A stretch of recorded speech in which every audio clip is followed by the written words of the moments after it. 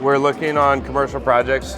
I've seen a very steady 6.5 weeks from day of order to the first container. I don't know anybody who orders every container worth of windows all in one shot, so usually we can schedule it to be about every 2 weeks or once a month. I'm not going to say we can do it every month and have a container there, because really those containers are waiting to get on a boat, and it's the boat availability determines it. It's about every 2 weeks there's a boat leaving. Where do they ship from? They ship from Poland. They're coming out of Krakow, or Ochmanał, which is right outside of Krakow.